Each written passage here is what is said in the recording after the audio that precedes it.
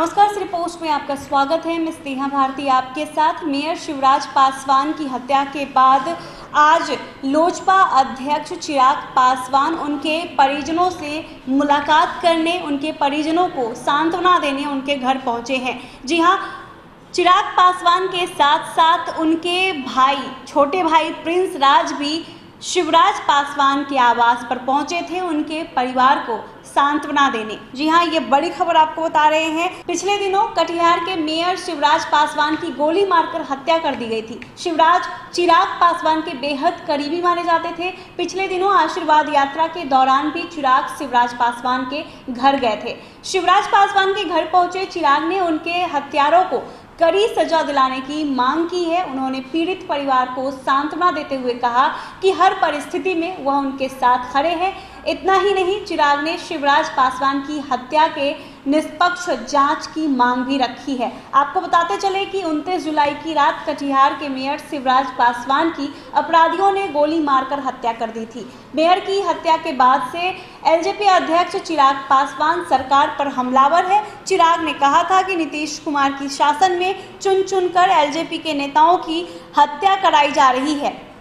आखिर ऐसा क्यों किया जा रहा है और कौन कर रहा है, सरकार को जवाब देना चाहिए। आज जब चिराग शिवराज पासवान के घर पहुंचे तो वहां उन्होंने परिजनों से मुलाकात के बाद सरकार से इस मामले में निष्पक्ष जांच की मांग की। वहीं चिराग के भाई चिराग से पहले शिवराज पासवान के आवास पर पहुंचे थे। उनके परिजनों से मुलाकात, उन्हें सांत्वना देने का काम किए और साथ ही साथ प्रिंस राज ने क्या कुछ कहा वो भी सुन लीजिए। उसके बाद आप सुनिए कि चिराग पासवान किस तरह से नीतीश कुमार को घेरते नजर आ रहे हैं। परिवार से मिले, क्या संवेदना है आपकी? देखिए, बहुत दुखद घटना है। इस तरह की घटना होती है तो क्वेश्चन मार्क बन जाता है। पूर्व में भी 10 साल पहले भी इस तरीके की घटना घटी थी, एक पासवान की हत्या कर दी गई थी। अब ये 10 साल बाद फिर से इस तरह की घटना घटी है। इतने सरल व्यक्ति, इतने सीधे सभी समाज के लिए काम करते थे, सबकी मदद करते थे और हमारा तो पारिवारिक इनसे रिश्ता भी है। ऐसा की घटना घटी है, इस पर निष्पक्ष जाँच होनी चाहिए। जो आरोपी फरार हैं उनको शीघ्र पकड़ा जाए, कड़ी से कड़ी कार्रवाई हो, उनको सख्त से सख्त सज़ा मिले।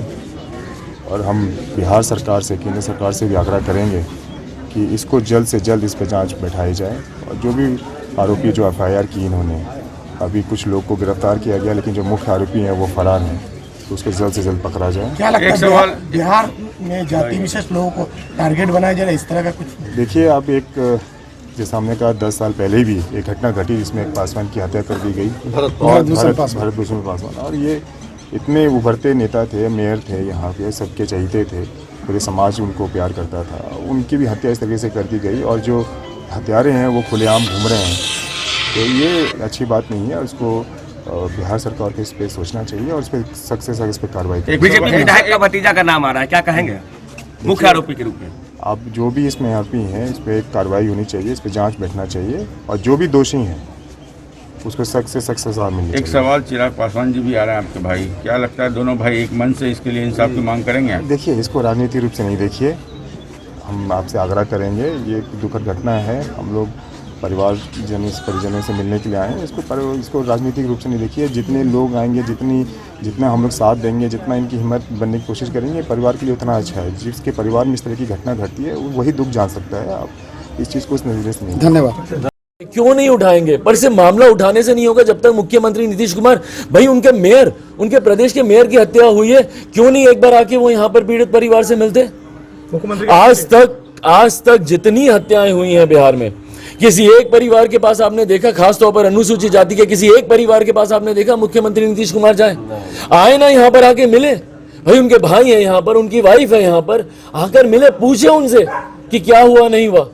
पर वो अपने हवा महल से निकले तब तो उनके अधिकारी इन सारी चीजों में, कौन नहीं जानता कि किसने किया।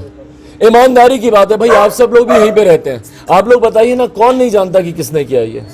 उसके बाद इस तरीके की खामोशी रखना, उसके बाद इस तरीके का इसके ऊपर एकदम कान आंख बंद करके बैठना दर्शा रहा है कि भैया आप अपराधियों को संरक्षण दे रहे हैं। ये सरकार अपराधियों को संरक्षण दे रही है। मुख्यमंत्री नीतीश कुमार यहाँ अपराधियों को संरक्षण दे रहे हैं। भाई यहाँ पे डिप्टी सीएम कहाँ, यहीं कहीं है ना डिप्टी सीएम, यहीं कहीं है ना। भाई वो चाहेंगे, सरकार आपकी है, शासन प्रशासन आपका है, वो चाहेंगे क्या 2 मिनट में कार्रवाई नहीं हो सकती? पर दर्शाता है कि आप इसके ऊपर आपका जो रवैया है वो इसको गोलमोल करने का है। ऐसे सत्य हुए अनुसूचित जाति के लोगों के साथ अगर इस तरीके से अगर अन्याय होगा, जो दोषी है कार्रवाई कीजिए ना, क्यों नहीं आप स्पीडी ट्रायल कर रहे हैं? आज की तारीख में शासन प्रशासन आपका है, लिखित एफआईआर दर्ज कराई गई है, नामजद एफआईआर दर्ज कराई गई है, आप खाना पूर्ति कर रहे हैं। भाई शासन प्रशासन चाहेगा 11-12 लोगों को पकड़ना क्या उनके लिए इतना मुश्किल काम है? सर पर उसमें नियत ही नहीं है, आपकी नियत ही नहीं, आप चाहते ही नहीं है कि आप पकड़ें। कन्विक्शन रेट बिहार का आप देख लें भाई, सबसे न्यूनतम स्तर पर है। और ये मैं नहीं कह रहा, सरकारी आंकड़े कह रहे हैं। केरल वगैरह जैसे राज्य में आप जाके देखिए, वहां पे कन्विक्शन रेट 89%, 90% है। मतलब 100 आदमी, अगर 100 अपराध होते तो उसमें से 90 आदमियों के ऊपर कार्रवाई होती है। बिहार के राज्य में कन्विक्शन रेट महज 7% का है। मतलब 100 अपराध होंगे तो मुश्किल से 6 या 7 आदमियों को उसको कन्विक्ट किया जाएगा। हालत आए थे और प्रिंस जी भी आए थे और इस परिवार के लिए क्या हम लोग ऐसा देखेंगे इस कटिहार के इस परिवार पे दोनों भाई एक मंच पे आकर आवाज बुलंद करेंगे, इस तरह का उम्मीद करें? देखिए अभी जो प्राथमिकता है उस पर ध्यान केंद्रित करें, मैं किसी और चीज पर नहीं बोलूंगा। एक बात आ रहा है, वो बोले पार्टी अभी टूटी नहीं है, चिराग जी भी साथ है, इस तरह का आप किस तरह से? ये जगह नहीं है, ये माहौल नहीं है, ये समय नहीं है कि मैं ऐसे किसी भी विषय पर टिप्पणी करूं। तो सुन लिया आपने, दोनों भाई आज शिवराज पासवान के आवास पर पहुंचे, उनके परिजनों से मुलाकात की और उनके परिजनों को सांत्वना दिया। साथ ही साथ इस हत्याकांड के पीछे कौन है इसका निष्पक्ष जांच हो, इसकी मांग भी की गई। अगर आपको ये खबर अच्छी लगी हो तो हमारे चैनल को जरूर सब्सक्राइब कीजिएगा, फेसबुक पेज को लाइक और फॉलो कीजिएगा। धन्यवाद।